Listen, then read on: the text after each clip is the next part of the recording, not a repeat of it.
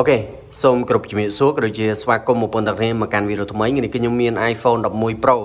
ដើម្បីយកមកចែករំលែកទៅកាន់បងប្អូនថាតើនៅក្នុងពេលបច្ចុប្បន្ននេះផ្ទាល់វានៅដំណើរការល្អដែរឬក៏អត់ឬមួយក៏បងប្អូនទាំងគ្នាគួរតែពិចារណាដែរឬក៏អត់សម្រាប់ iPhone 11 Pro មកដល់ពេលបច្ចុប្បន្ននេះវានៅតែដំណើរការបានល្អព្រោះដោយសារតែបងប្អូនបានដឹងជាក់ស្ដែងតើតងជាមួយនឹងផលិតផលរបស់ Apple មិនថា iPhone 11 Pro ឬក៏ក្រោមស៊េរីហ្នឹងទេដូចជា iPhone XS Max iPhone X ឬក៏ iPhone XS វានៅតែដំណើរការបានល្អទៅដល់ជាមួយនឹងការប្រើប្រាស់ក៏ដូចជា performance តែក៏សោកស្ដាយដែរសម្រាប់ iPhone 11 series នេះឆ្នាំនេះប្រហែលជា Apple រាប់ជា Vintage product របស់ Apple ហើយនេះគឺជារឿងសោកស្ដាយមួយទៅដល់ជាមួយនឹង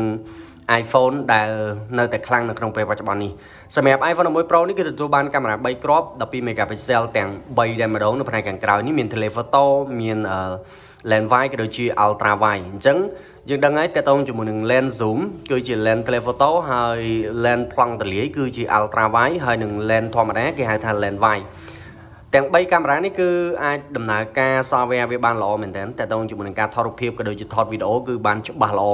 ហើយចំពោះ performance តើតោងជាមួយនឹងការប្រើប្រាស់នៅក្នុងពេលបច្ចុប្បន្ននេះវាអាច upgrade ឡើងទៅកាន់ iOS 26របស់ Apple បាននៅក្នុងពេលបច្ចុប្បន្នដំណើរការរបស់វាក៏នៅតែ M ដែរហើយចំពោះម៉ាស៊ីន iPhone 11 Pro Max នេះវានៅតែធ្វើការបានល្អមែនទែនសម្រាប់ការលេងហ្គេមសម្រាប់ការប្រើប្រាស់ទូទៅវានៅតែធ្វើបានល្អជាក់ស្ដែងតែម្ដងហើយសម្រាប់ iPhone 11 Pro នេះគឺ storage 256GB បងប្អូនឃើញជាក់ស្ដែងអានេះគឺវាសឹកតួដោយសារតែអ្នកប្រើប្រាស់ហ្នឹងគឺអត់ដាក់ cache ហើយម៉ាស៊ីននេះអាចនឹងគេធ្លាប់ផ្លាស់ប្ដូរថ្មបងប្អូនទាំងគ្នាគ្រាន់ថាគេផ្លាស់ប្ដូរនៅស្រុកគេមកដល់ស្រុកខ្មែរយើងគឺថ្ម100ពេញតែម្ដងហើយម៉ាស៊ីននេះ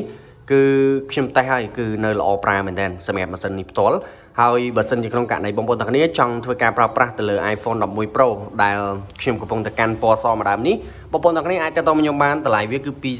$45ងាយស្រួលនៅក្នុងការប្រើប្រាស់មែនទែនសម្រាប់ម៉ាស៊ីននេះដែល